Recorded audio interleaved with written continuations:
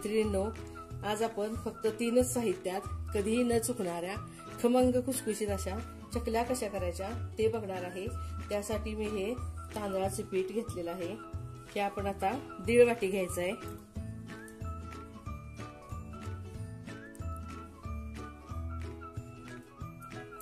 आता बारीक चाळण्याने चांगलं आपण हे चाळून घेऊया।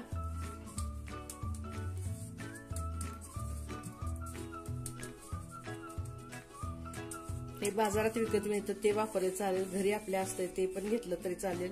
आपण आंबोळीसाठी दळून आणले असते ते पण वापरा तुम्ही, कुठलेही तांदळाचे पीठ चालते। आता घेणार आहे आपण 1 वाटी पोहे, हे आपण नेहमीचे कांदा पोह्याला जे पोहे वापरतो ते पोहे 1 वाटी घ्यायचे आहेत। आणि त्यामध्ये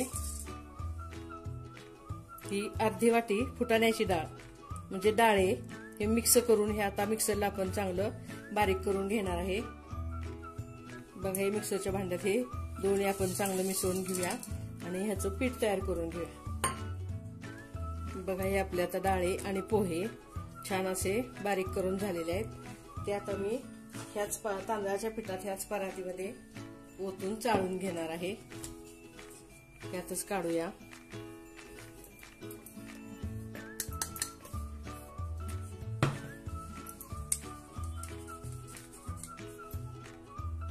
बघा हे पीठ असं आपण चाळून घेतलेलं आहे। ह्यामध्ये गरा जो राहिलेला आहे तो पण आपण अजून एकदा बारीक करून टाकला तरी चालेल। आता ह्यामध्ये आपण चवीप्रमाणे मिरची पूड टाकून घेऊया। 1 ते सव्वा चमचा मी मिरची पावडर टाकलेली आहे। चवीनुसार मीठ टाका। हे 2 चमचे पांढरे तीळ घेतलेले आहेत मी। हा 1 चमचा ओवा जरा हातावर चोळून टाका म्हणजे चकलीला आपल्या छान वास लागतो। हे छोटा पाव चमचा हिंग,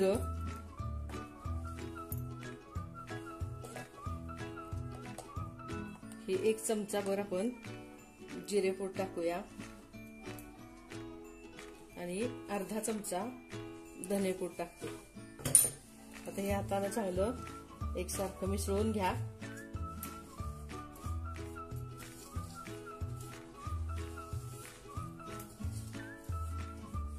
ह्याला आपण अशी मध्ये वाटी करून घेऊया। आता आपण ज्या वाटीनं तांदळाचे पीठ, पोहे आणि डाळे मोजले त्याच वाटीनं आपण हे पाव वाटी तेल, गोडे तेल एकदम कडकडीत धूर निघेपर्यंत कडवून घेऊन त्यामध्ये ओतायचं आहे। बघा हे पाव वाटी तेल मी घेतलेलं आहे, ते आता एका भांड्यात घालून मी हे कडवून घेते चांगलं।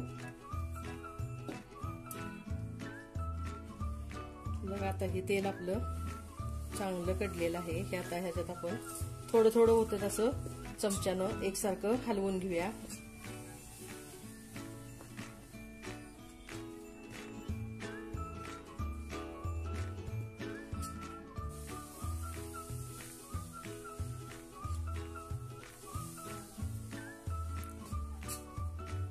ते एकसारखं चांगलं मिसळून घ्या।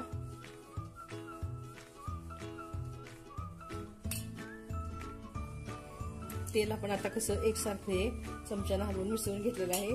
त्यातून त्यामध्ये माझी कशी हळद टाकायची राहिलेली आहे, आपण हा छोटा अर्धा चमचा हळद टाकून घेऊया आणि हे आपण मिश्रण हे पीठ सगळं हातानं एकसारखं आपल्या पिठाला सगळं तेल लागलं पाहिजे असं चोळून घेऊया।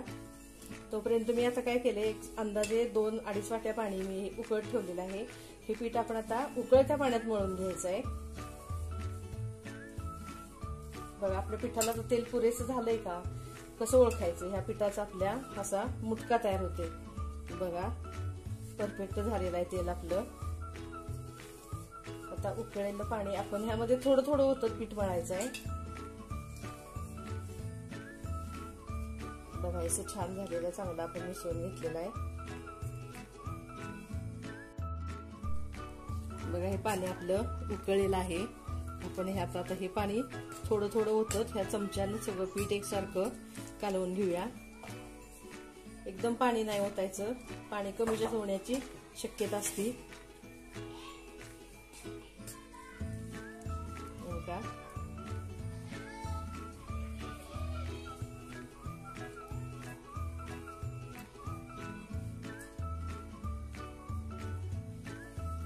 पाणी उकळलेलं आहे, त्यामुळे त्याच्यात पटकन हात नका घालू.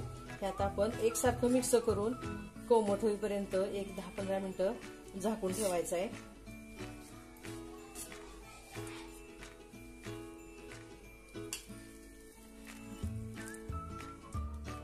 बघा हे पाणी घालून आपलं छान असं ओलसर भिजवून झालेलं आहे.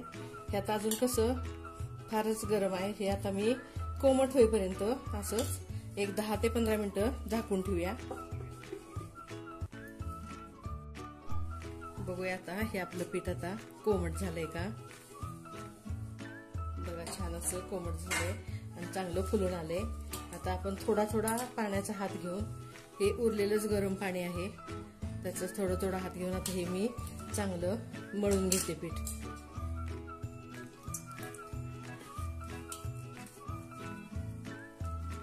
असं एकसारखं मळून आता ह्याचा चांगला गोळा करून घेऊया.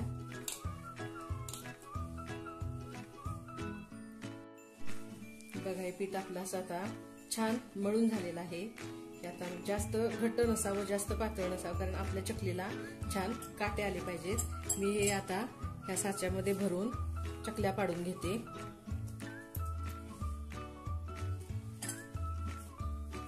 असं छान एकजीव करा आणि ह्यामध्ये भरून घ्या. आता चकल्या आपण पाडून घेऊया.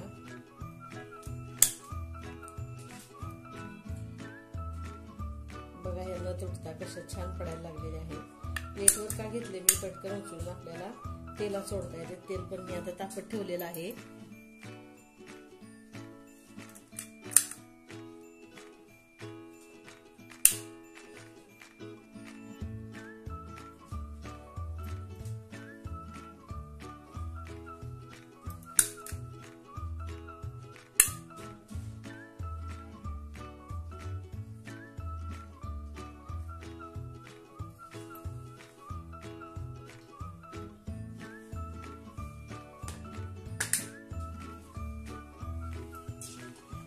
बघा तेल पण आपलं छान तापलेलं आहे. तुकडा टाकला मी एक पिठाचा, लगेच पटकन कसा तो तळून वर आला.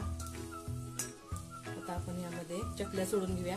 आणि चकली तळत असताना मैत्रिणींनो अजिबात गॅस कमी जास्त करायचा नाही, मध्यम फ्लेमवरच आपण एकसारख्या तळून घ्यायच्या आहेत.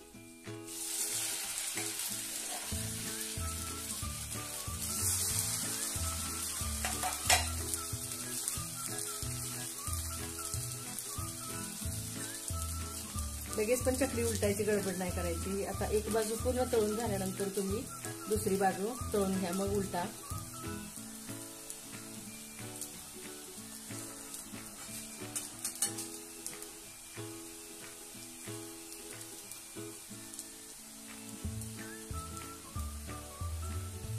आता सुट्टी लागलेली आहे मुलांचा, मधल्या वेळेचा खाऊ म्हणून ह्या चकल्या तुम्ही नक्कीच करू शकता. आपण दिवाळीत कशा भाजणीच्या चकल्या करतो त्यावेळेस ह्या चकल्या शक्यतो केल्या जात नाहीत. आता सुट्टी आहे मुलांना, मुलांचा मधल्या वेळेचा खाऊ म्हणून तुम्ही नक्की करून बघा.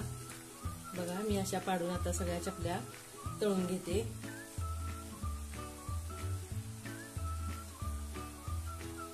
बघा कशा छान एकसारख्या झालेल्या आहेत. चकली तळली का कसं समजायचं, बुडबुडी यायचे यातले, आता येतात हे बुडबुडे तेलाचे, ते कमी झाल्यानंतरच काढा. बघा आणि चकली आपली संपेपर्यंत कुरकुरीत राहणारी अशी छान पोह्याची चकली म्हणू शकते तुम्ही. बघा कशी छान तयार झालेली आहे.